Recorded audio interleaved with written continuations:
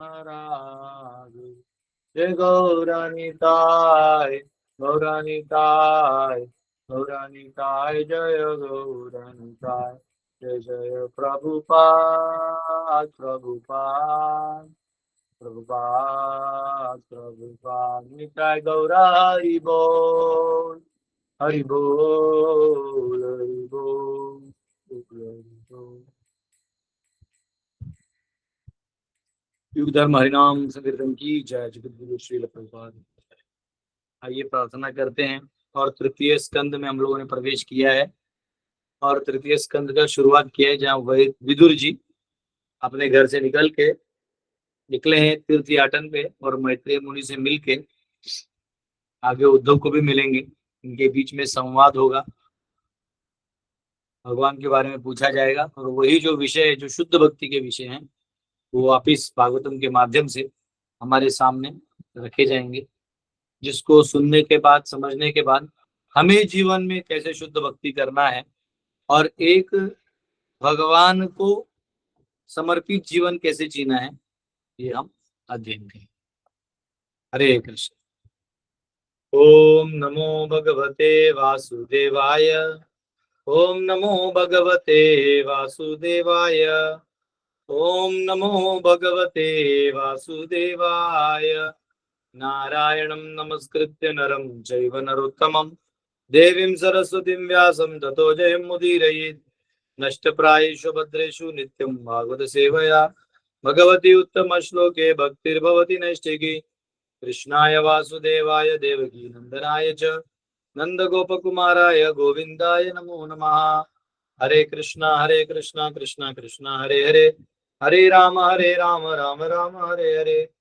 ओम अज्ञानतिमिरन्धस्य ज्ञानाञ्जनशलाकया चक्षुरुन्मिलितं येन तस्मै श्रीगुरुवे नमः।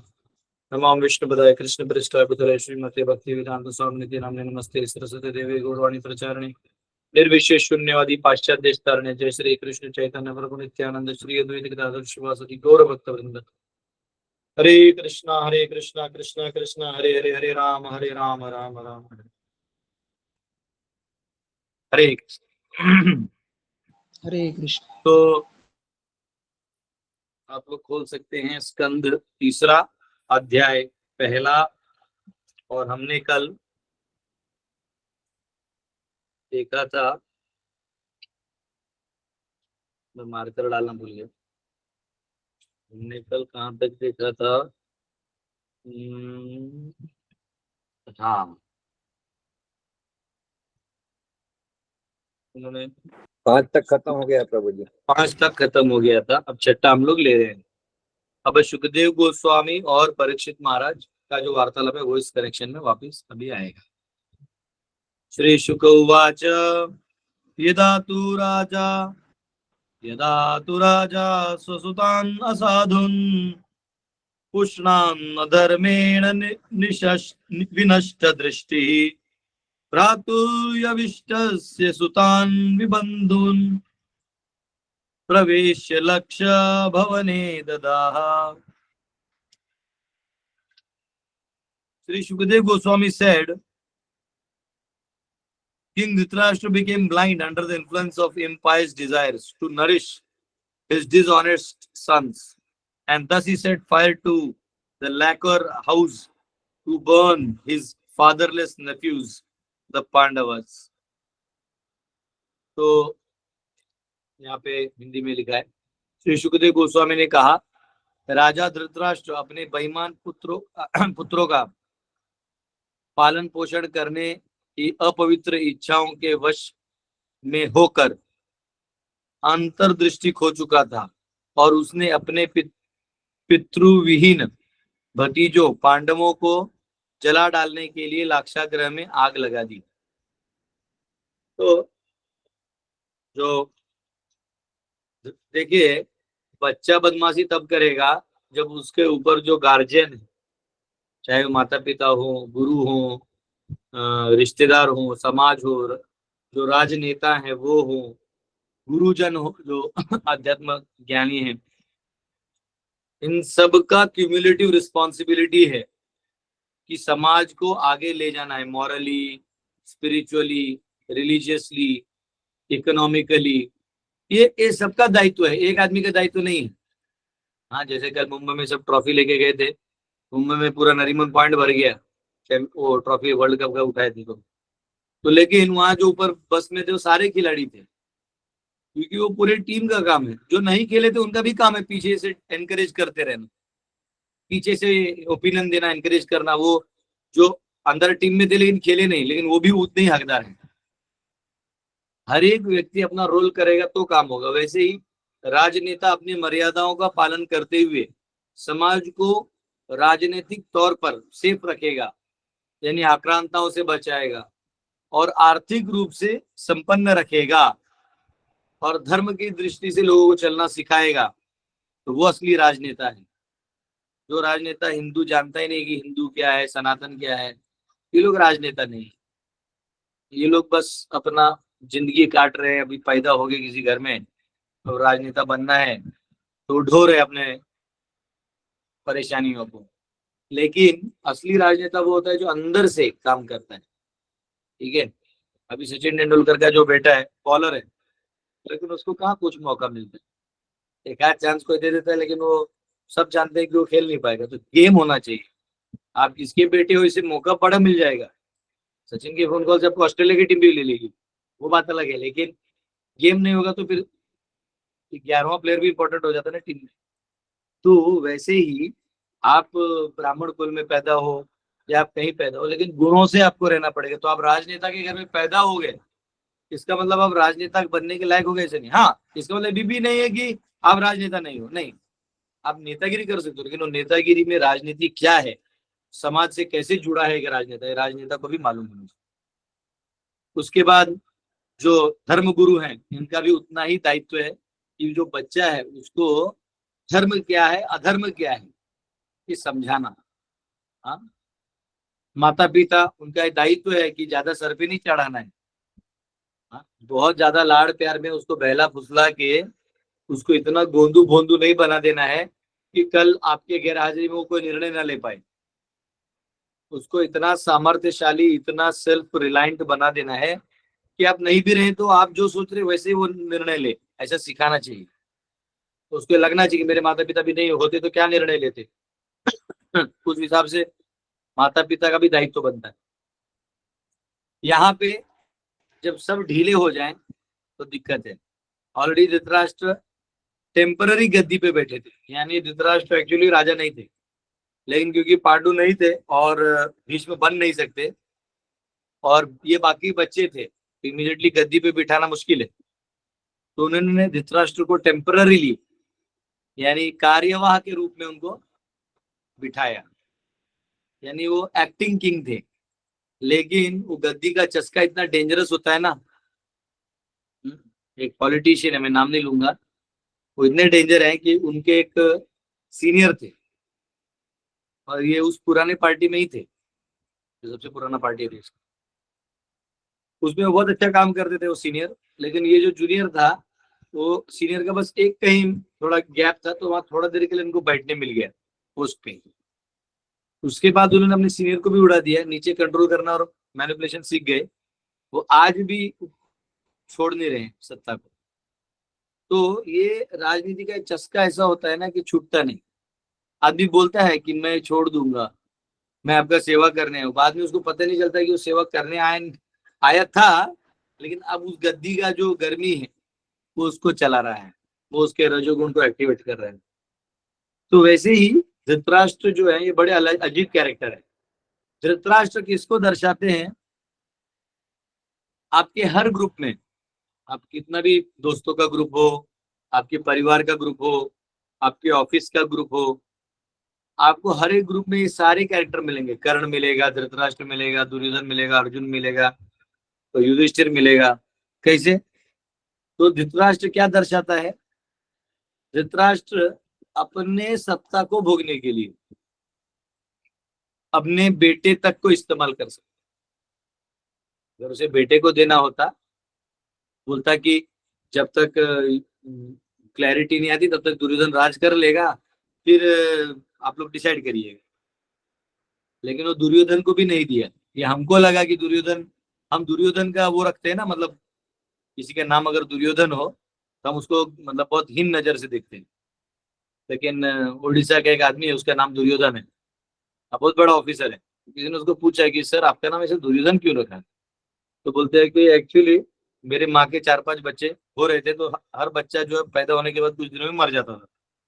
तो किसी ने मेरी माँ को कहा कि आपके बच्चे को किसी ने नजर लगाया है आपके घर में, तो आपको नजर हटाने के लिए ऐसा नाम देना पड़ेगा कि वो नजर ही नहीं लगता है, मतलब लोग उसको हीन भावना से देखेंगे, वो लोगों का नेगेटिविटी लेगा, तो ये वाला नेगेटिव में काम नहीं करेगा। तो बोले मुझे बचाने के लिए मेरी माँ ने मेरा नाम दुर्योधन रख लिया। ठीक है। तो ये जो दुर्योधन था, इसको हमें लगता है कि इसे सत्ता पालन को कुछ नहीं मिला। तो धृतराष्ट्र वो कैरेक्टर है कि अपने सत्ता को बनाए रखने के लिए वो अपने 100 बच्चों को भी दांव पे लगा दिया, एक दो नहीं, 100 के 100 लोगों को दांव पे लगा दिया।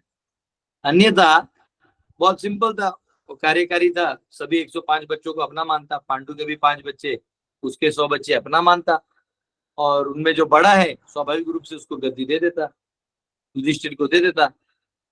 बहुत ज्यादा होता तो अपनी इच्छा को भी व्यक्त कर सकता था, युधिष्ठिर को बोल देता कि देखो बेटा, तुम्हारे माता पिता है नहीं, तो मैं, मेरी बड़ी इच्छा है कि दुर्योधन को भी मैं हस्तिनापुर का वो देखूं। क्या पता युधिष्ठिर कुछ दयालु आदमी है, वो दे भी देते उधर कुछ, क्योंकि वो तो यही चाहते थे ना कि चाचा का प्यार मिले पिता की तरह, भीष्म का कृपा मिले, और मेरी गांधारी जैसी माँ है, भले ही वो वैसे है लेकिन वो मेरी माँ है, माँ की तरह बच्चे को बच्चे की तरह देखेगी, वो मातृशक्ति आ गई तो वो कोई भी माता जो है किसी और बच्चे को गलत नजर से देखती नहीं, वो हमेशा दया भावना देखती है। तो ये सब तो ऐसे ही मिल जाता, महाभारत होता ही नहीं तो मैं क्लास देता ही नहीं। भागवतम नहीं आता, नहीं इसमें भी भगवान का। वो तो यहाँ पे ध्यान से देखिए, धृतराष्ट्र जो है वो 100 के 100 बच्चों को इस्तेमाल कर रहे हैं। तो आपके ग्रुप में या आपके समुदाय में या समूह में हमेशा एक आदमी होगा जो सत्ता पे एक बार बैठ गया, यानी कोई जो भी आपके ऑर्गेनाइजेशन का टॉप पोजीशन है उस पे एक बार बैठ गया ना, वो उतरेगा ही नहीं। और उसको ना, दुख का बात यह है कि उसको दूसरा कोई क्वालिफाइड लगेगा भी नहीं। मैं तो इनफैक्ट कहता हूँ ये जो क्रिकेट टीम था ना, इनसे सीखने को मुझे बहुत मिला। क्या बोला जब विराट कोहली और रोहित शर्मा बोले कि हम लोग रिटायर हो रहे हैं T20 वर्ल्ड कप से, तो उन्होंने बोला कि अब जो नया टीम आ रहा है इनको मैं वेल विशिंग दे रहा हूँ, इनको मैं, ये हमें हमारे देश को आगे लेके जाएंगे। देखो, इन क्रिकेट प्लेयर्स जो मतलब 10वीं 12वीं पास नहीं होते लोग, क्योंकि लोग क्रिकेट ग्राउंड में बचपन से जाना पड़ता है, तो पढ़ाई लिखाई का ज्यादा टाइम होता नहीं, वो तो इधर उधर के लिख के पास तो हो जाते हैं स्पोर्ट्स कोटा में। ये लोग कोई रेयरली कोई इंजीनियर इंजीनियर रहता है जा खेलता है, खेलते सब है लेकिन इंजीनियर को उतना टाइम ही नहीं होता कि वो जाके प्रैक्टिस करे। तो ये लोग उतने टेक्निकल नहीं होते या उतने पढ़े लिखे नहीं होते जितना आप सोचते हो, है ना। तो वो इतने टेक्निकल नहीं होते, फिर भी उनमें देखो कितना कॉमन सेंस है कि हमारी लेगेसी को हमारे जो यंग जनरेशन है वो लेके जाएंगे। लेकिन आप कहीं पॉलिटिशियन को देख लो, एक बार गद्दी पे बैठ गया वो छोड़ता ही नहीं, उसको लगता है जो मैंने पॉलिसीज बनाए वो मैं ही चला पाऊंगा। ऐसा होता नहीं, आपको बैटन जो है वो यंग जनरेशन को देना ही पड़ेगा, नहीं तो यंग जनरेशन आपको डिनाइल मोड में रखेगा। और उसमें भी इधर कितना लाचार था कि अपने बेटे के लिए यहाँ कोई नेपोटिज्म का समर्थन करे या विरोध करे, लास्ट में अपने बच्चे को सब देते ही है। ठीक है, चाहे वो कोई भी पार्टी हो या विचारधारा हो, लोग नेपोटिज्म को फॉलो करते ही है। तो फालतू में विरोध करके समय बर्बाद नहीं करना चाहिए। अगर वो क्वालिफाइड है, नेपोटिज्म से आया है तो चला लेगा, नहीं होगा तो दूसरा ओवरटेक एनीवेज कर लेगा। हाँ? तो यहाँ पे दुर्योधन, सॉरी धृतराष्ट्र, वो व्यक्ति है जो एक बार सत्ता की गर्मी को ले लिया, अब दे नहीं पाता, अब वो लौटा नहीं पाता, अब वो दे नहीं पा रहा है अपना पावर, अपने बेटे तक को नहीं दे पा रहा है। अच्छा, ऐसा भी नहीं, समझाने के लिए स्वयं भगवान कृष्ण आए, मतलब एक आध बार व्यक्ति ये सोचे कि कृष्ण आए हैं तो चलो दे देते, क्योंकि वो इतना तो जानते हैं कि कृष्ण ने ही सब भी शक्ति दी, विराट रूप भी दिखा दिया। अच्छा उतना छोड़ो, गीता का विराट रूप तो विश्व रूप जो है वो तो ये संजय ने दिखा, बता के दिखा भी देता था, लेकिन फिर भी व्यक्ति जो है वो बोलते ना चीते फोड़ मेले शिवाय जात नाही. वो चीता है, उसका जो खुजली है वो हिलने जो भागने का शक्ति जरा, वो मरने तक जाता नहीं, वो तब तक एंड तक फाइट मारते रहता है। तो यहाँ पे धृतराष्ट्र वो बंदा है। अब ये मैंने क्यों कहा, क्योंकि हमारे हर ग्रुप में ना आपको ऐसा कोई मिलेगा जो पावर पे बैठ गया ना, वो देगा नहीं। दूसरा है कर्ण की तरह कोई रहेगा जो हमेशा विक्टिम कार्ड खेलेगा। कर्ण एक्चुअली सबसे, आप कह सकते हो कि क्षत्रियों में सबसे यूजलेस फेलो था उनके पूरे ग्रुप में। मालूम है क्यों? तीर धनुष मारना ये तो कला है, एक्चुअली क्षत्रिय एक स्पिरिट है। पहली बात, वो परशुराम को झूठ बोला कि मैं ब्राह्मण हूं, और वो सीखने चला गया, तो वो झूठा आदमी था। दूसरा, उसको स्त्रियों के प्रति सम्मान नहीं था। कुछ भी है, द्रौपदी को अगर हारा भी है तो दासी रूप में रहेगी, उसको विवस्त्र करने का अधिकार किसी को भी नहीं है। तो ये करना। तीसरा, मैं हमेशा, मेरे साथ अन्याय हुआ है, मेरे साथ अन्याय हुआ है, इसलिए मैं सबके साथ अन्याय करूंगा। एक मिनट, तुम्हारे साथ अन्याय हुआ है, नो प्रॉब्लम, उसका कर्मों में जवाब खोजो कि ऐसा क्या कर्म कर लिए तुम कि ये भोगना पड़ा। लेकिन मुझे भोगना पड़ा इसलिए मैं सबको भोगवाऊंगा, ये दुष्ट भाव, इसमें सिंपैथी नहीं है, ये दुष्ट भाव। ठीक है। चौथा, उन्होंने जो अभिमन्यु था उसका पीछे से वो काट दिया था, तमंचा उल्टा गिरा दिया था, उसको पीछे से धक्का मारा था, और 7-7 लोगों से युद्ध करवाया था, महारथियों से। अभिमन्यु उतना भी महान नहीं था, योद्धा था, यंग था, लेकिन 7-7 लोगों को भेद नहीं पाया। तो ये पीछे से वार करने वाला कायर था। अच्छा, जो कि ये है कि दोस्ती का मिसाल देने वाला आदमी है ये। जब आप भगवान ने बोला कि तुम सबसे बड़े बेटे हो, तुम्हें सम्राट बना देते हैं, तो युधिष्ठिर और ये सब तुमको अलाइन हो जाएंगे। तो बोलता है नहीं, मुझे दोगे भी तो मैं सारा जो ट्रॉफी है वो जाके दुर्योधन को दे दूंगा, मैं दोस्त हूँ। तो कहाँ दोस्ती करना चाहिए और नहीं चाहिए, इस अज्ञानता का बड़ा प्रतीक है कर्ण। ठीक है, कर्ण कोई हीरो नहीं है, is the most third class man on this planet. Skills aside, है ना, superior powers aside, but as a person is third class person. आज भी है तो कनपट्टी मार दूंगा। द्रौपदी के साथ चूज नहीं किया, दैट इज नॉट टॉलरेबल, एकदम घिनौना। तो यहाँ पे दुर्योधन, हम धृतराष्ट्र पे आते हैं, तो ऐसे हर एक कैरेक्टर जो है आपकी लाइफ में मिलेंगे। ठीक है, और आपको अर्जुन की तरह बनना है या युधिष्ठिर की तरह बनना है। आप में भी वो सब क्वालिटीज है, लेकिन उसको छोड़ देना है, और हमें इस ऐसे कैरेक्टर्स के लाइफ को अपनाना है। ठीक है, तो यहाँ कहा गया कि धृतराष्ट्र केवल आंखों से अंधा नहीं था, अपितु आध्यात्मिक रूप से भी अंधा था। तो आपको स्टोरी पता है ना, मैंने एक बार बताइए आप लोगों को। एक बार मतलब आदमी है ना, वो इतना कभी कभी डूब जाता है धन के लोभ में। गीता में कहा ना, लोभो अपहत चेतसः, कि लोभ में ही व्यक्ति जो है डूब जाता है। तो वहां पे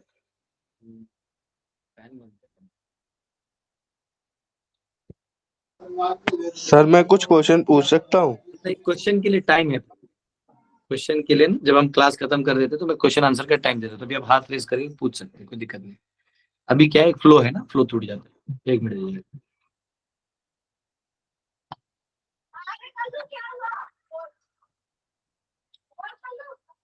तो यहाँ पे यहाँ इस परपोर्ट में भी कहा है कि धृतराष्ट्र केवल आंखों से अंधा नहीं था, अभी तो आध्यात्मिक दृष्टि से भी अंधा था। हाँ, उसको नॉर्मल जो राजधर्म है उसका भी पालन उसको नहीं हो रहा था। जैसे कहते हैं कि मरते दम तक जो है आपका जो गुण जाता नहीं। एक बार, ये कहानी मैंने कई बार बताई लेकिन फिर भी बता देता हूँ।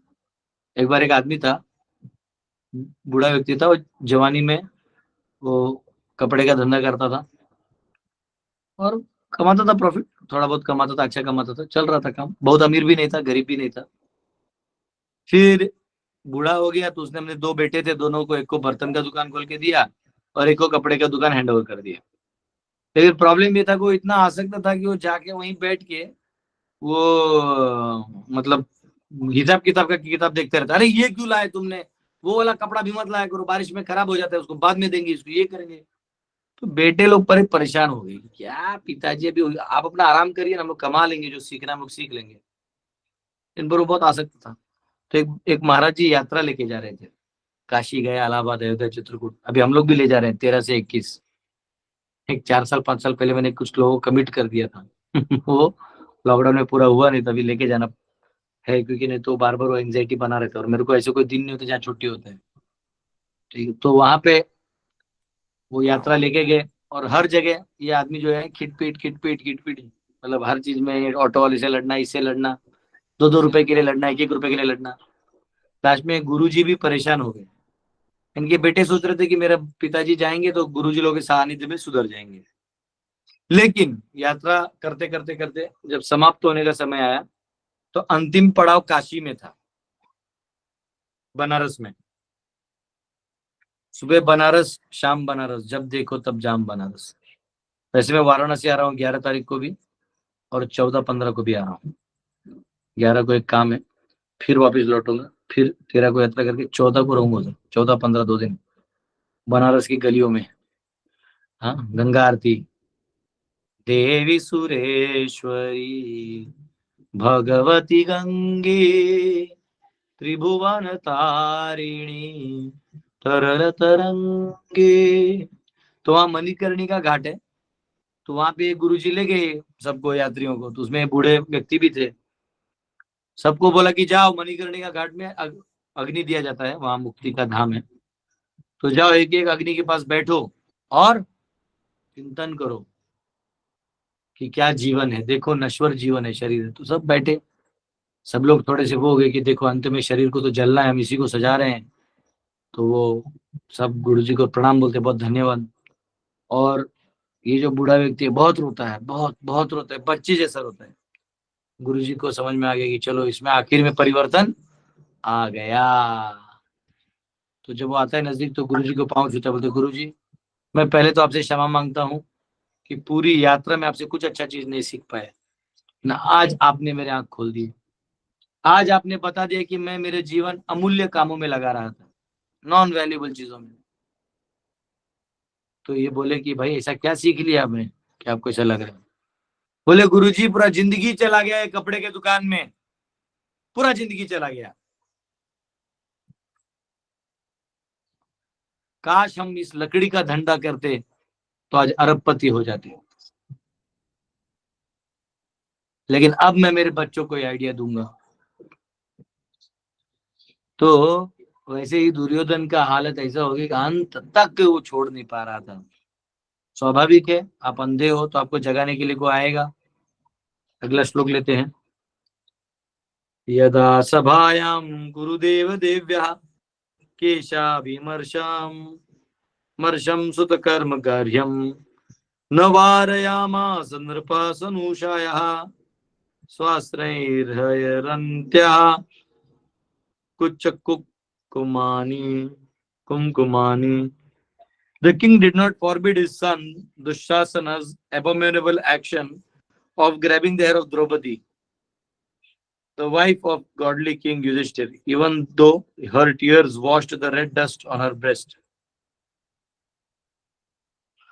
इस राजा ने यानी धृतराष्ट्र ने पुत्र दुशासन द्वारा, ये बड़ा नहीं होता कि देवतुल्य राजा युधिष्ठिर की पत्नी द्रौपदी को के बाल खींचने के निंदनीय कार्य के लिए मना नहीं किया, यद्यपि उसके अश्रुओं से उसके वक्षस्थल का कुमकुम तक धुल गया था। तो यहाँ कहा गया है कि बेचारी वो रो रही है, पूरा उसका शरीर गीला हो गया रो रो के। हाँ, वो एक जगह रो रही है। मतलब किसी भी नॉर्मल भी, मतलब किसी लड़की को डांट भी दो ना, मतलब कई बार तो ऐसा होता है कि बात करते करते कुछ समझो, हमने किसी को थोड़ा डांटना नहीं, लेकिन कुछ पॉइंट बताने के लिए हेवीली बोलना पड़ता है। हम किसी को दुश्मन नहीं है, लेकिन जब कोई पॉइंट रखना पड़ता है सिद्धांत का, तो नॉन कॉम्प्रोमाइजिंग पॉइंट्स को स्ट्रांगली रखना पड़ता है। तो हमने देखा है लड़की आप मुझे क्यों डांट रहे? मैं बोला अरे भाई डांट नहीं रहा हूँ, पॉइंट क्लियर कर रहा हूँ उसके बाद से समझा कि भैया माताओं को पॉइंट भी क्लियर मत करो, बस ओके अच्छा अच्छा ओहो ऐसा कर करके छोड़ दो, नहीं तो वो हाँ, रोना धोना संभालने में एक्स्ट्रा टाइम जाता है, अनवांटेड टाइम। हाँ, तो एनीवेज वो एक अलग साइंस है, लेकिन पॉइंट यहाँ पे ये है, ये कहा गया है कि यहाँ पे ऑलरेडी जो दुशासन था ये गलत काम कर रहा था, और इतना बड़ा गलत काम करने पर भी धृतराष्ट्र वहां बैठ के तमाशा देख रहा था। ये वो थर्ड क्लास आदमी है जिसके राज्य में, देखो ऊपर का स्वार्थी आदमी बैठा रहेगा ना, जिसको गद्दी का मोह है, वो अपने बेटे को भी इस्तेमाल करेगा। बेटे को भेजेगा जा पार्लियामेंट लड़ मेरे लिए, क्योंकि मुझे तो किसी और देशवासी ने भेजा यहाँ बैठने के लिए। अब तू मेरा मोहरा बनेगा, जा जा। अब वो बेचारा वर्ण शंकर खुद उसको पता नहीं क्या कर रहा है, भटक रहा है गली गली, कुछ भी बोल रहा है जो उसके मन में आ रहा है। यही है वर्ण शंकर का प्रॉब्लम। वर्ण शंकर को राजनीति में नहीं रखा जाता है। एनीवेज, डेमोक्रेसी ऐसी थर्ड क्लास चीज है, उधर वैसे ही गुंडे उंडे ही जा सकते हैं, और कोई जा नहीं सकते, सीधा आदमी नहीं जा सकता।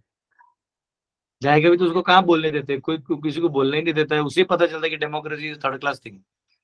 मोनार्की में राजा ने बोल दिया, उसके आगे आवाज ही नहीं उठता किसी का। यहाँ हर कोई चिल्ला रहा है, चिल्ला रहा है, चिल्ला रहा है। और जो स्पीकर है, आप बैठिए, आप उठिए, आप बैठिए, वो बैठिए। हाँ बताइए, बुढ़ापे में ये सब काम करना पड़ रहा है। ये कोई धार्मिक काम नहीं है। Democracy third class way of managing people.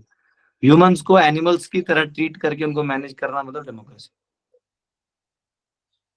तो यहाँ पे इतना बड़ा अन्याय हो रहा है, वो औरत रो रही है, इसको इतना भी दया नहीं आ रहा है। दुष्ट कर रहा है किसके भरोसे पे कि ऊपर मेरे पिताजी बैठे हुए हैं, मेरे इस काम को सैंक्शन करेंगे। इससे आपको क्या पता चलता है कि जब आप गलत आदमी को सत्ता दे देते हो तो नेचुरली वो ये सब काम करेगा और आप रोक भी नहीं पाओगे। दुर्भाग्यवश बात यह है कि डेमोक्रेसी में, हाँ, हर एरिया की लड़कियों को उठा के ले जाया जाता है प्रोस्टिट्यूशन के लिए। कोई सरकार कुछ नहीं करती, चाहे वो बीजेपी सरकार हो, कांग्रेस सरकार हो, कोई भी सरकार, इन सबको सब मालूम होता है। आम आदमी पार्टी को भी मालूम है, इन लोग कुछ नहीं कर सकते। डेमोक्रेसी है ना, कुछ कर नहीं सकते लोग। खुद पुलिस को वहां से हफ्ता मिलता है रेड लाइट एरिया से, और वो जानते हैं कि रेड लाइट में कौन आता है। कोई थोड़ी खुद से आके जाएगा कि मुझे रेड लाइट में काम करना है। वो घिनौना काम, उससे आदमी किसी दुकान में बैठ के जूता पॉलिश कर लेगा, कोई औरत 2 रोटी के लिए, पर वहां थोड़ी जाएगा कोई। वहां उठा के लाया जाता है, फोर्स किया जाता है, मारा जाता है। कोई सरकार काम थोड़ी करती है। तो न तो धार्मिक सरकार तो न बीजेपी है न कांग्रेस है। अब पार्लियामेंट में दोनों, कोई शिव जी का फोटो दिखा रहे तो कोई राम जी का फोटो दिखा रहे। हाँ, कृष्ण के गाय की हत्या हो रही, आप रोक नहीं पा रहे हो। शिव जी की बैल की हत्या जो कर रहा है वही शिव जी का फोटो लेके घूम रहा है।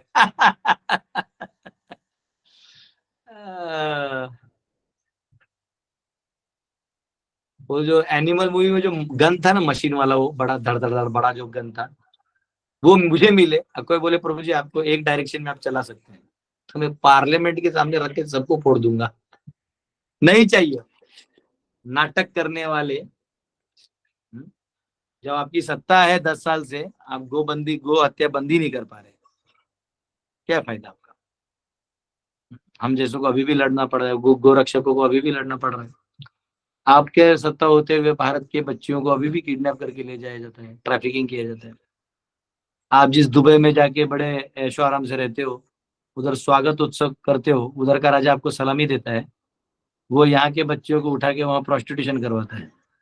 दुबई में आप जाइएगा तो एक प्रोस्टिट्यूशन एरिया, वहाँ चाइना लेन, इंडिया लेन, पाकिस्तान लेन। सोचो क्या हिंदुस्तान पाकिस्तान में लड़ रहे हैं हम। हाँ, बेचारी गरीब बच्चियों को वहां उठा के फेंक दिया जाता है। वही गाय को काटा जाता है। तो ले दे के वो सीखने वाली बात है कि ये दुशासन जो कर रहा है, दुशासन कर रहा है धृतराष्ट्र चुप, बोलना नहीं। मुझे याद है, मैं एक बार महाराष्ट्र में, एक मेरे होम टाउन में 4 गाय बचाए थे, एक शिव शंभू प्रतिष्ठान। जब गए थे तो रात को 1:30 बज रहा था, तो मैं उधर ही था, तो मेरा दोस्त भी उधर था। वो बोला, तो पुलिस लोग ना बहुत वो कर रहे थे, मतलब डरा रहे थे, इन्हीं को डरा रहे थे। अरे तुम लोग अभी साइन मार देगा, बाद में तुम लोग फंसे, करेगा करेगा। और जो 4 जो लोग थे दाढ़ी वाले, जिन्होंने गाय को अगवा किया था, वो खुश थे कि उनको मालूम था लोग बच जाएगा, ये सिस्टम ही ऐसा है। तो मुझे बुलाया, मेरे दोस्त ने बोला क्या करना चाहिए, तो मैं गया, पहले तो इन चारों को कनपट्टी बजाई थाने में। बोला जिसको मैं पुलिस को, तू मेरे पे एफआईआर डालना है, डाल डाल। वो जो था, वो जो पुलिस इंस्पेक्टर था, उसको रात रात उठाया, बोला उठ आ नहीं तो कांड कर दूंगा। वो बेचारा डर के मारे आ गया। मैंने बोला ये क्या धमकी दे रहा है, तुम लिखो। बोला इसमें दाऊद इब्राहिम भी अगर इन्वॉल्व होगा तो भी मैं ठोक दूंगा इसको। आप इंडिया में उसका कोई काउंटर पार्ट होगा, बड़े से बड़ा पॉलिटिशियन होगा, उसको भी ठोक दूंगा मैं, ये मेरा वचन है। बोला 4 गाय का लिख। वो खुद इंस्पेक्टर जो था, वो सीनियर इंस्पेक्टर लिख रहा था। और मैं बोला बच्चों तुम डरो नहीं, जितना पैसा फूकना होगा, किसी को मारना होगा, हम आदमियों को भी मार देंगे। अगर गाय और स्त्रियों और बच्चों की रक्षा नहीं कर पा रहे तो क्यों ये खाकी पहनते? दे शुड नॉट वेयर खाकी।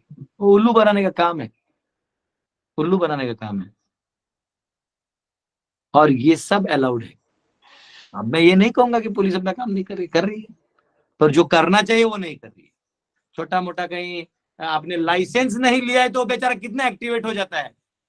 आपने सीट बेल्ट नहीं पहना है, उसको दूर दूर से दिखाई दे रहा है, हाँ साइड में लो चल 2000।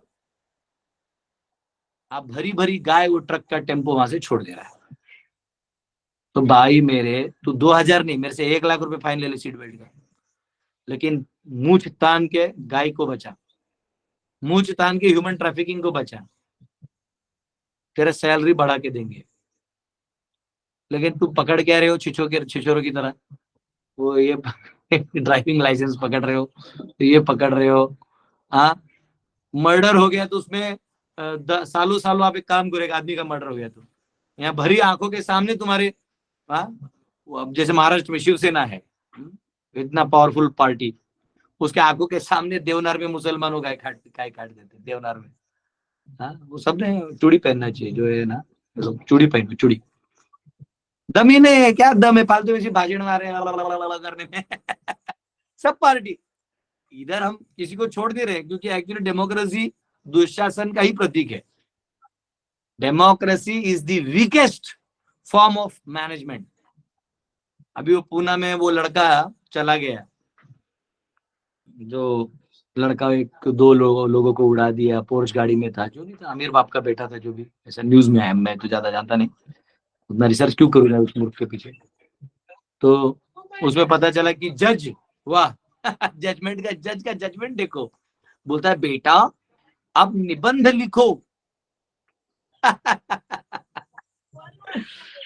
तो बताइए, वो कभी कॉलेज में भी बैठता नहीं होगा, क्लास में निबंध भी लिखवा रहे हो आप, उसको सुधार दे रहे हो, वाह वाह वाह, बहुत अच्छा। तो किसी ने तो उस जज को ही मार देना चाहिए। बोला और उसके आत्मा से लिखो कि मैं आपके ऊपर एक निबंध लिखता हूँ सर, कि मैं गलती से मार दी। क्या गधा आदमी है, मूर्ख नहीं तो क्या है। मतलब अच्छा है, ये लोग अपना रंग दिखा रहे हैं, मुझे अच्छा लगता है, क्योंकि मैं तो आ रहा है हमारा मोनार्की, अभी ऑलरेडी 600 राजाओं से बात हो रहा है, वी आर कमिंग बैक। हमको चाहिए ही नहीं डेमोक्रेसी। डेमोक्रेसी अपना कागज पत्र तुम लिखते रहो, अकाउंटिंग करते रहो, हमको ना तुम्हारा लोन चाहिए ना इंटरेस्ट चाहिए, तुम्हारी करेंसी भी नहीं चाहिए। The country is going to be self reliant. ठीक है, धर्म के तो बोलना आवाज कम है, धर्म के आधार पे जो है, धर्म के आधार पे सब खड़ा होगा। तो दुशासन ऐसा जो काम करता है, इस दुशासन को ऐसा काम करने की आज्ञा कौन दे रहा है? धृतराष्ट्र दे रहा है, ऊपर जो अंधा है। हाँ, इसलिए हमारे वो जज वज भी जो रहते ना, आगे वो तराजू रहते, वो आंटी बेचारी आंख में पट्टी बांध के रहती है, किसी को जाना ही नहीं है, कितना बड़ा क्राइम मर्डर हो जाए, वो जाके वो पुलिस स्टेशन जाएगा ही नहीं। वो पुलिस स्टेशन जाएगा ही नहीं, उसको मालूम है, एक तो पुलिस धंधा करेगा, ऊपर से चक्कर 1000 कटवाएगा, वो तब जाएगा जब कोई मर्डर वर्डर ऐसा कोई बड़ा चीज है तब। तो मालूम है जाने लायक जगह ही नहीं है। पुलिस खुद जानती है कि हम इसको कुछ न्याय नहीं दे सकते, ये और भी बड़ा चीज है। चलो कोई दे सकता है और नहीं दे रहा है तो समझो कर्तव्यों को नहीं कर रहा है। एक है कि वो खुद जानते हैं कि सिस्टम इतना बेकार है कि हम नहीं दे सकते।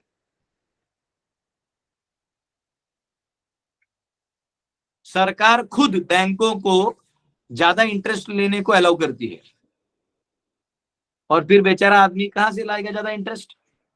मूल रुपए देते देते उसके जान पे आ जाता है, तो 8 साल लग जाते हैं उसको सिर्फ 2 लाख रुपए का इंटरेस्ट भरते भरते, और उसके घर पे वसूली वाले भेज दिए जाते हैं। अब वो माँ बहन की गाली देता है, सोचो उस आदमी के बीवी और माँ के सामने उन्हीं को गाली दे रहा है, उन्हीं की बहन के सामने उसको बहन की गाली दे रहा है। सोचो, बैंकिंग सिस्टम आपने बनाया, नहीं चला सकते हो लोगों को समझ के तो बंद कर दो, लेकिन घर पे आके गाली देने की कोई जरूरत नहीं है, ठीक है ना। हाँ, गाली देने की कोई जरूरत नहीं है। तो पॉइंट ये है कि ये जो दुशासन काम कर रहा है, ये दुशासन टाइप काम है कि विवस्त्र कर दिया, सब हंस रहे हैं और कोई आगे आ नहीं सकता। आज डेमोक्रेसी ने जैसे पांडवों को यहाँ बांध के रख दिया ना, वैसे डेमोक्रेसी ने सभी क्षत्रियों को बांध के रख दिया। एक्चुअली बीजेपी को जो कम सीट्स आए ना, मैं तो ऑब्वियसली किसी पार्टी के बारे में बोलता नहीं, वो इसलिए आए क्योंकि वो क्षत्रिय को डील नहीं कर सकते, वो मराठा जाट वाट को फेल हो गए लोग। हाँ, बहुत डिसेंट डिसेंट से रोड बनाने से थोड़ी कोई जीत जाता है। नीचे जनता है, उसमें क्षत्रिय है, लोअर कास्ट पीपल है। आपको कास्ट सिस्टम को लेके चलना पड़ेगा, ये इंडिया है, तेरे बाप का देश थोड़ी जो फॉरेनर पॉलिसी यहाँ लाएगा। हाँ, जात पात समझो, जात पात से ऊपर उभरना है, मानसिकता उभरनी है, शरीर जात में ही रहने वाला है। कोई यादव को कैसे बोल दिए कि तुम यादव नहीं हो, भाई वो यादव है, उसमें जोश है, रहने दो, क्या दिक्कत है आपको। हाँ, कोई मराठा है रहने दो। पॉइंट क्या है कि आप उनसे डील नहीं करना चाहते, तो फिर रखो, उनको आप गुंडा बोल दोगे, उसे क्या होगा। पॉइंट ये है कि end of the day democracy is a pure blinder. ये ब्लाइंडर इतना क्लियर है कि वहां कोई मंत्री फंत्री कोई किसी को इज्जत नहीं देता, प्रधानमंत्री के भाषण को रोक रोक देते हैं, प्रेसिडेंट के भाषण को रोक देते हैं। तो बची क्या वो मतलब मेरे लिए तो ये बहुत क्लियर हो गया कि उस सिस्टम में कुछ है ही नहीं। राजा छोड़ो, आपको मोनार्की का एग्जाम्पल देता हूं जो मैंने अपने आंखों से देखा है। बाकी सुनने में तो मैंने 1000 राजाओं का स्टोरी सुना है, लेकिन मेरे आंखों से आज भी आप चले जाइए सातारा में, उदयनराजे भोसले, छत्रपति उदयनराजे भोसले के खिलाफ बोल के दिखा दीजिए पब्लिक में, नहीं बोल सकते। आंखों के सामने ऑनरेबल बाला साहेब ठाकरे, मैं तो एडमायर करता हूं, उन्होंने उनको बोल के दिखा दो, उनके जाने के बाद भी कोई बोल नहीं पा रहा है अभी भी। आप अभी भी बोल दो तो आप आपका वो स्वर्ग का टिकट कट जाएगा। काम किया है, उस व्यक्ति ने काम किया है। अब मोनार्की है, दम है, डिसिसिव है। डेमोक्रेसी की तरह नहीं, हाँ ये करेंगे वो करेंगे, तो कुछ नहीं है, ठीक है ना। तो उस मोनार्की में भी धार्मिक हो और रोके अधर्म को, ऐसा राजा हो। लेकिन जब कोई लालची आदमी सत्ता पे बैठ जाता है ना, वो लालची को कभी बैठने नहीं देना है। क्यों मालूम है? लालची का प्रॉब्लम ये है कि वो एक बार बैठ गया, वो निकलने का नाम ही नहीं लेता। आज सोचो, एक भारत का 80 साल का बूढ़ा बोलता है कि ये मुझे जो ये पद दिया है, ये इटालियन अम्मा ने दिया है। लाचार 80 साल का बुढ़ा, लाचार नहीं तो और क्या है। हाँ? करोड़ों की संपत्ति और बैकवर्ड कास्ट का कार्ड खेलते, सब उल्लू बनाने का काम है। बैकवर्ड आज भी बैकवर्ड है बेचारा, ब्राह्मण भी गरीब हो गया, क्षत्रिय शक्तिहीन हो गए, पावर में केवल बैंकिंग सिस्टम आया और हमको उल्लू बनाने के लिए 543 लोग ऊपर बैठे हुए हैं जो आपस में लड़ते हैं और रात को दारू एक साथ पीते हैं। They are all one, they all are one, और they all are foolish, they are of no use. ये प्योर डेमोक्रेसी धृतराष्ट्र का सिंबोलिज्म है। सब अन्याय हो रहा है, अब बस करते रहना है। मतलब अगर प्राइम मिनिस्टर को पावर नहीं है बाकी स्टेट्स में एक्शन लेने का, तो क्यों बन रहे हो प्राइम मिनिस्टर? हटा दो वो पोस्ट। आपके सेंट्रल में पावर नहीं है अन्याय के खिलाफ, और जो योद्धा हैं वो बाउंड्री पे रख दिए गए हैं। आज जो खाते हैं लूटते हैं वो नीचे अंदर में गड़बड़ अंदर हो रहा है, बाहर से ज्यादा आक्रांता नहीं है। वो है, उनके लिए भी चाहिए, लेकिन उतने नहीं जितना अंदर गड़बड़ हो रहा है। अब यहाँ डिसिप्लिन ही नहीं है, हर कोई किसी को भी कुछ करके जा सकता है। आज हर औरत को डर है, सोने का चैन तो कोई पहन ही नहीं रहा, उसको मालूम है स्नैच होके चला जाएगा। स्नैच करवाने वाला भी अंदर बैठा है, और उस बैंकिंग सिस्टम को गोल्ड सप्लाई करने वाला भी अंदर बैठा है। एनीवेज, कल मुझे किसी ने कोट भेजा, बहुत अच्छा लगा। कौन से कैंटो का, बहुत अच्छा लिखा है, मतलब उसको मेरा पता चला तो कोट भेजा। शायद वो प्रभु जी मेरा रेगुलर लेक्चर सुनते हैं। एक मिनट मैं आपको बताता हूँ। हमारे मुंबई के अमर प्रभु हैं, बहुत अच्छा भेजा उन्होंने, बोला प्रभु मेरे लिए भेजा। ये कैंटो 4 चैप्टर 13 वर्ष 21 का परपोर्ट है। परपोर्ट पहले लाइन में प्रभुपाद लिखते हैं, monarchy is better than democracy because if the monarchy is very strong, the regulative principles within the kingdom are upheld very nicely. Even 100 years ago in the state of Kashmir in India, the king was so strong that if the thieves were arrested in his kingdom and brought before him, the king would immediately chop off the hands of the thief. As a result वो सब होता था। तो point क्या है? Point ये है कि मोनार्की चाहिए, और मोनार्क में भी धर्मपरायण व्यक्ति को राजा बनाना है, ऐसे अंधे को, मौका परस्त व्यक्ति को नहीं बनाना है। और देखो दुशासन क्या कर रहा है, ये यहाँ पे आ रहा है। 8वां श्लोक, एक श्लोक और ले लेते हैं। द्यूते तो धर्मेण जितस्य साधो सत्यावलंबस्य वनम गतस्य न याचतोदात् समयेन दायम तमोजुषाणो यदजात शत्रुः। Yudhishthir, who was born without any enemy, was unfairly defeated in gambling. But because he had taken the vow of truthfulness, he went off to the forest. When he came back in the course and begged the return of his rightful share of the kingdom, he was refused by Dhritarashtra, who was overwhelmed by illusion. तो यहाँ पे कहा गया है, युधिष्ठिर जो कि अजात शत्रु है, उनका कोई शत्रु नहीं है, जुए में छल पूर्वक हरा दिए गए, किंतु सत्य का व्रत लेने के कारण वे जंगल चले गए। समय पूरा होने पर जब वे वापस आए और जब उन्होंने साम्राज्य का अपना उचित भाग वापस करने की याचना की, तो मोहग्रस्त धृतराष्ट्र ने देने से इनकार कर दिया। इसलिए चाणक्य कहते हैं कि अपना कोई भी चीज दूसरे को नहीं देना चाहिए, क्योंकि एक बार आपने दे दिया वो लौटाएगा नहीं। तो 90% टाइम नहीं देना चाहिए। तो ये यहाँ पे कहा गया है। चलिए हम लोग अगला कल लेंगे 9वां श्लोक। अभी इधर तक जिसको क्वेश्चन है पूछ सकते हैं। हेमंत जी, आपने बीच में आपको क्वेश्चन आ गया तो आप पूछ लीजिए पहले, फिर जिनको पूछना हाथ रेस कर सकते हैं। यस, हेमंत जी आप हैं?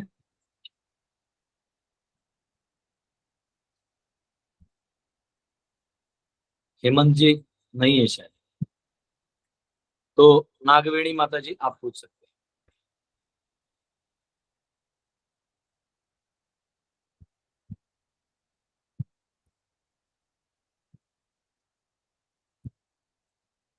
नागवेणी माता आप म्यूट हैं, आप बोल रहे होंगे तो म्यूट है। नो प्रभु जी, मेरा कोई क्वेश्चन नहीं। सॉरी, वो वो आपका गलती से हुआ। ओके। सच्ची माता। हरे कृष्णा प्रभु जी। प्रभु जी, रसिक भक्तों और वैष्णवों में क्या डिफरेंस है? देखिए ये ऐसा है जैसे दूध और रबड़ी। तो दूध जो है वो, रबड़ी एक प्रकार का दूध ही है, लेकिन सब दूध रबड़ी नहीं होता। वैसे वैष्णव जो है वो भगवान के भक्त होते हैं, तो ये सब भी भगवान के प्रति रस है तब ना वो सेवा कर, तो रसिक ये भी होते हैं। लेकिन जब रसिक भक्त की बात आती है तो वो है जो भगवान की लीलाओं को बहुत रसास्वादन करता है, और भगवान से उसका संबंध भी जो है ना वो रसीले प्रकार का। रसीला मतलब वो जिस रस में है उस पर वो एक्ट करता है। यानी कभी कभी आप देखिएगा कुछ जो वैष्णव है भगवान को अपने सखा की तरह डील करते हैं, तो ये रस है, वो रसिक भाव है ना।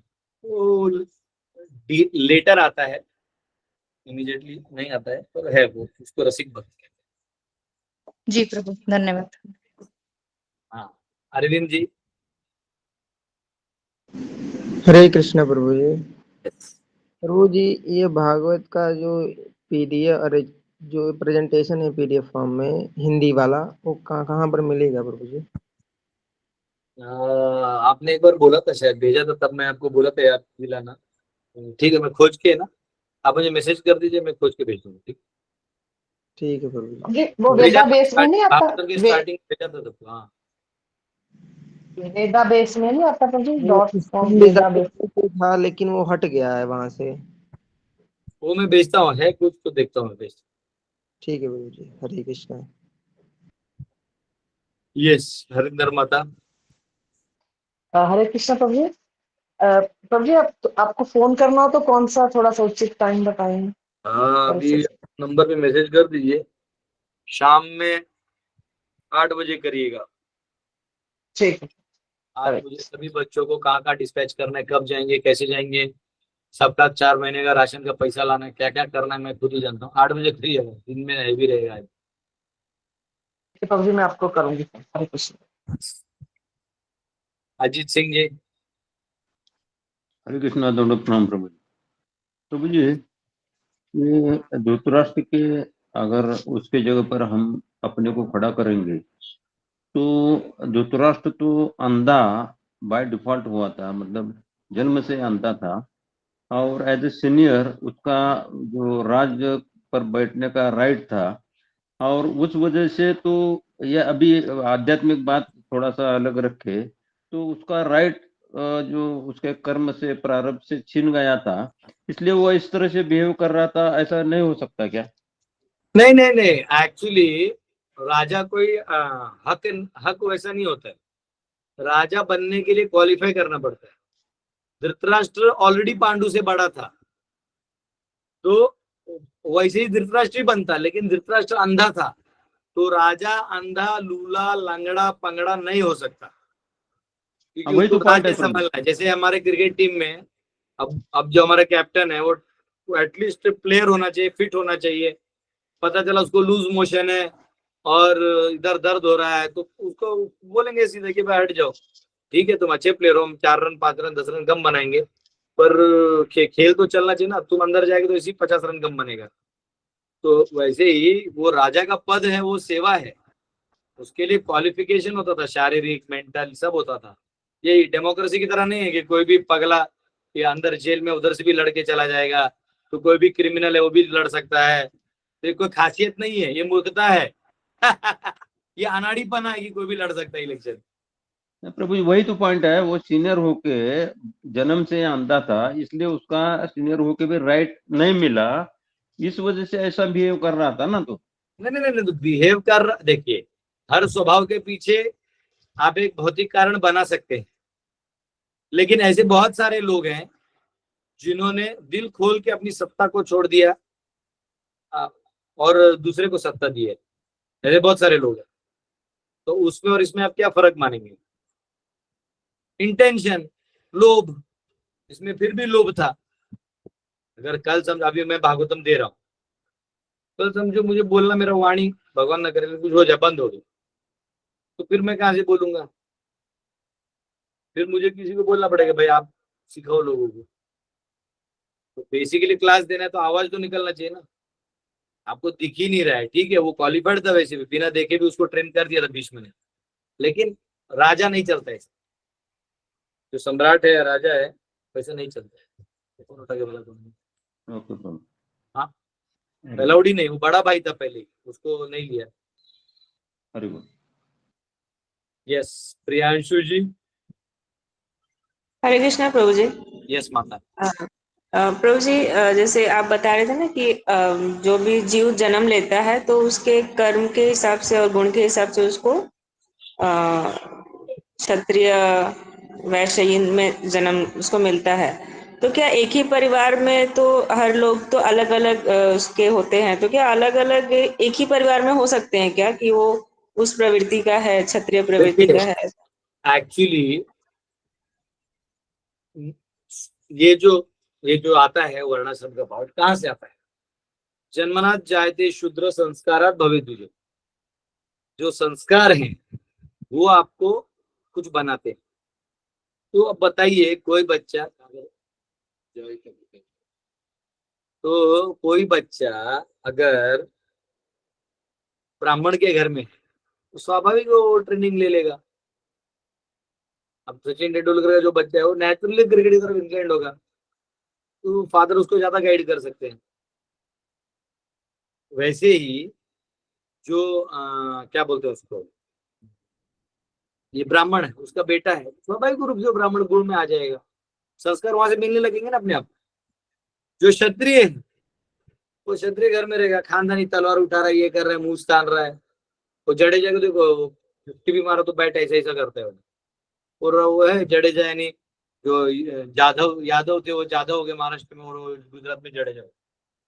तो वो स्वाभाविक है, उसमें कोई ये नहीं कि स्वाभाविक चीज है, लेकिन गारंटी नहीं है वो किसी और गुण को स्वीकार कर ले, उसके एंटीना वहां मैच हो जाए तो वो चीज बन जाएगी, एक ही परिवार में रहे ऐसा। तो प्रभु जी डॉक्टर्स किस में आते हैं, क्षत्रिय में आते हैं या वैश्य में? हर कोई जो पगार खा रहा है, पगार ले रहा है, वो शूद्र है। ओके प्रभु। ये राधा रमन प्रभु अपने महाविद्या प्रभु म्यूट। हरे कृष्णा प्रभु जी, दंडवत प्रणाम। हरे कृष्णा। प्रभु जी, मेरा प्रश्न था कि जैसे धृतराष्ट्र जो थे और राज सिंहासन के प्रति आसक्त क्यों थे प्रभु जी, जबकि उन्हें पूर्ण ज्ञान था कि ये सही है गलत है, तो धर्म के विरुद्ध क्यों जा रहे थे? मतलब वो जानते ये श्लोक में लिखा है ना, मोह जो है वो आपकी बुद्धि और मानसिक स्थिति को भी हिला देती है, समझा? मोह के कारण।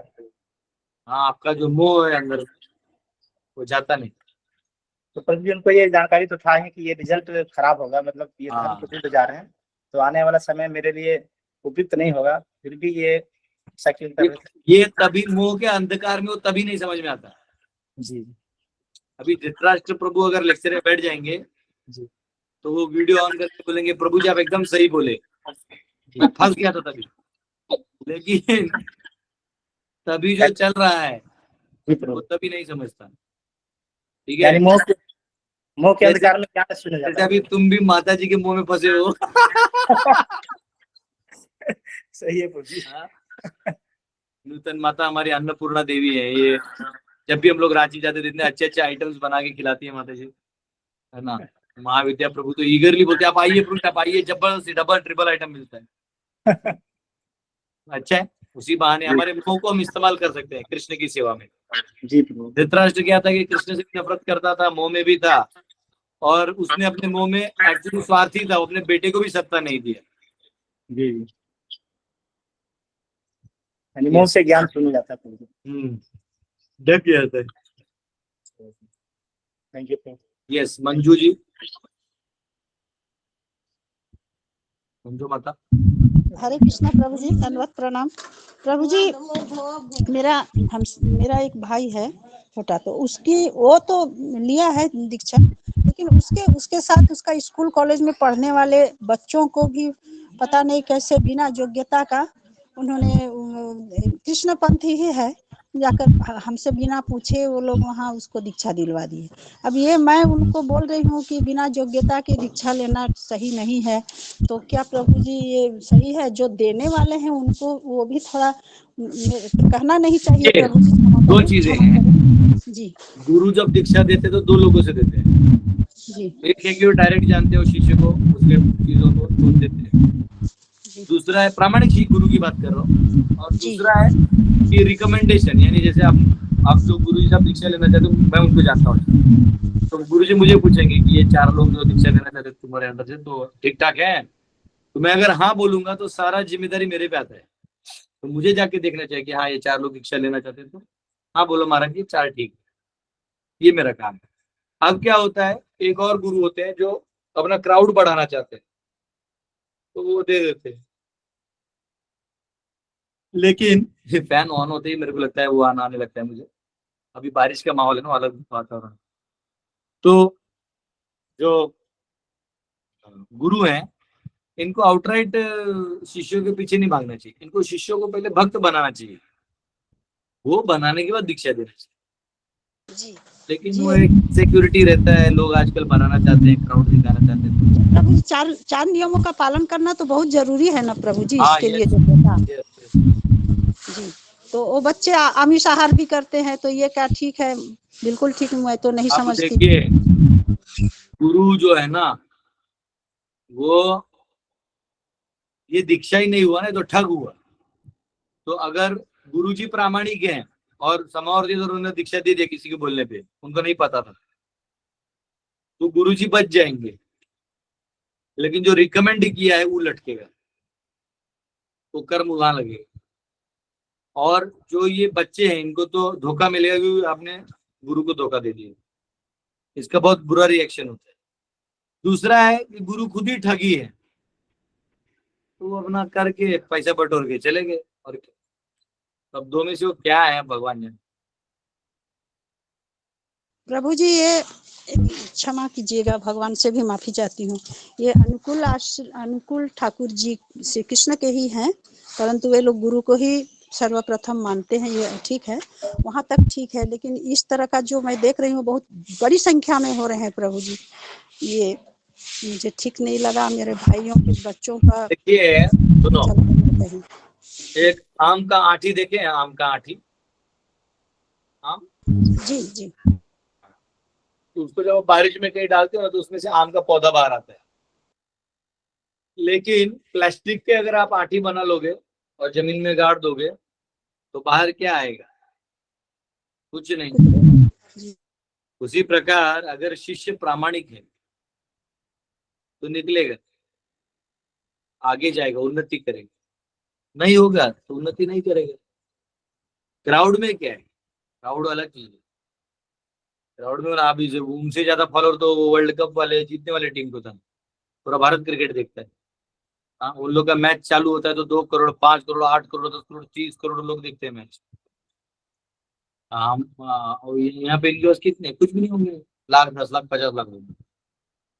तो क्राउड तो उनके पास है। क्राउड से इंपॉर्टेंट नहीं है, जिस काम के लिए पाए हो आध्यात्मिक प्रगति के लिए वो हो रहा है, कोई इंपॉर्टेंट। वरना दीक्षा लेने गए वो भी टाइम पास है, जाने में 1000 रुपये खर्चा किए फालतू में, फिर ऐसा है। ठीक है माता जी प्रभु जी, लेकिन इसका उपाय क्या है? वो बच्चों को क्या किया जाए? वो तो लोड में यार क्या लोड ले रहे हो बच्चों में? उनको क्या करना है वो अपना ले लियो, उनको बता दो कि बेटा अगर दीक्षा ले ही लिए हो तो ये सब पालन करो। बोलते अरे माता आप मत सिखाओ हमको, तो छोड़ दो। बोल रहे हाँ अच्छा कि आपने याद दिला, आपने धीरे धीरे सुधर जाऊंगा, खत्म कहानी। उससे ज्यादा क्या लोड लेना है, हमें क्या लोड लेना है?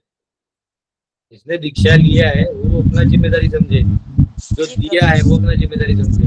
ऐसे बहुत सारे संतों को मैंने देखा है, संत मतलब जो वैसे तो फेमस थे लेकिन मुझे कोई ढंग से लगे नहीं, और वो पानी छिड़क छिड़क के लोगों को दीक्षा दे रहे थे। फिर और क्राउड आए तो पानी का पाइप लेके देते थे। भैया ऐसा नहीं होता, दीक्षा समर्पण। तो ठीक है छोड़ दो सब। जी धन्यवाद। यस, कृष्णा, कृष्णा नाम लिखा हुआ है। हरे कृष्णा प्रभु जी। हाँ यस बोलिए। किसी के नेचर को पूरी तरह से बदला जा सकता है क्या? किसी के नेचर को बदला जा सकता है? देखिए ऐसा है, संस्कारात भवेत् द्विजः। तो आप जिसका संग करते हैं उसका परिणाम आपके ऊपर आने लगता है।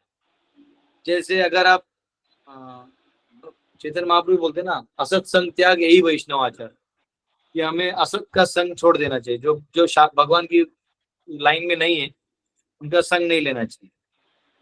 और जो वैष्णव नहीं है उनमें से भी जो वैष्णव नहीं उनका ज्यादा श्रवण करने की जरूरत नहीं। जो वैष्णव है उनमें आप श्रवण कर सकते हैं, लेकिन फिर अपने परंपरा के सिद्धांतों को समझना चाहिए। अपनी परंपरा में भी बहुत सारे गुरु होंगे, उन सबका श्रवण करना चाहिए, सेवा करना चाहिए, सब कुछ तो करना चाहिए, पर अपना समर्पण एक जगह करना चाहिए जिससे और डेवलपमेंट हो, जिसके बारे में पिछले 2 दिन से चर्चा ही हो रही है।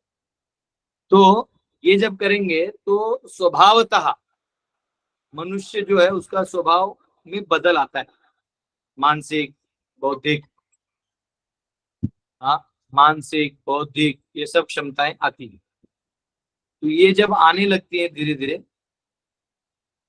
तो इसके साथ साथ क्या होता है कि एक मिनट देना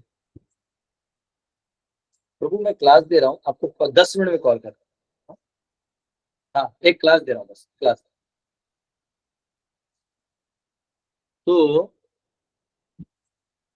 तो यहाँ पे क्या कह रहा था मैं, हाँ, तो जो स्वभाव है ये बदल सकता है, परंतु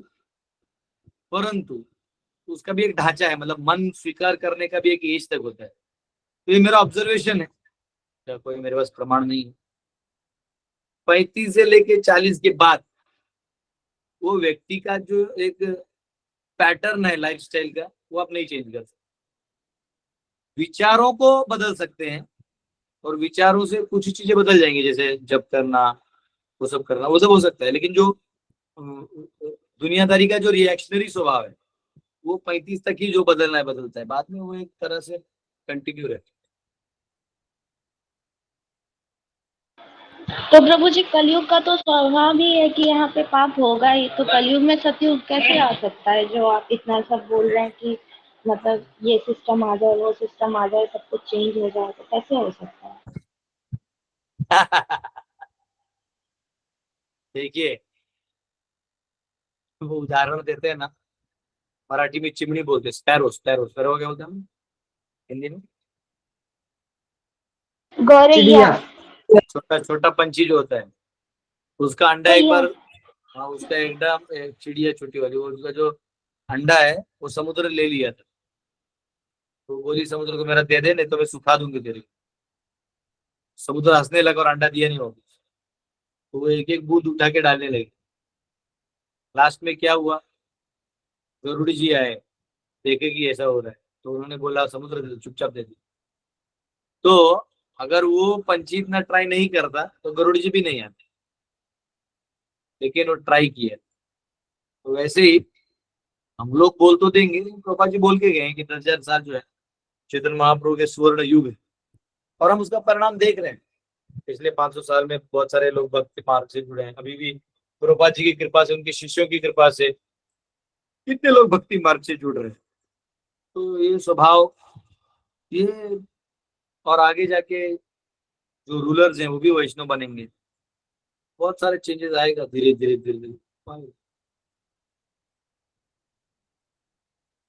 कैसे आएगा, कब आएगा, लेकिन वो आएगा। ओके माता, यस, सुश्रिता माता। हरे कृष्णा प्रभु जी। प्रभु जी, अश्वत्थामा का नाम चिरंजीवी की लिस्ट में आता है ना? तो वो द्रोणाचार्य के जो पुत्र थे वही है क्या वो? यस। प्रभु जी, पर उन्होंने तो उत्तरा के गर्भ पे वो ब्रह्मास्त्र छोड़ दिया, तो वो कैसे चिरंजीवी बन गए? नहीं, ब्रह्मास्त्र छोड़ा, उसके आगे क्या पूछा आपने? वो कैसे चिरंजीवी बन गए फिर, मतलब? वो कैसा है, उसको श्राप मिला। वो आशीर्वाद वाला चिरंजीवी नहीं है, वो लटकने वाला चिरंजीवी, समझा? ओके, हरे कृष्णा प्रभु। अरे चलिए, सबके क्वेश्चंस खत्म हो गए आज के लिए। आज के लिए यहाँ एंड करते हैं।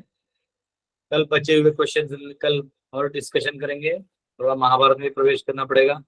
उद्धव कृष्ण भगवान की बहुत सारी लीलाओं की चर्चा कर रहे हैं, इसको पढ़ेंगे। बहुत बहुत धन्यवाद आप सबका। हरे कृष्ण प्रभुपाद की।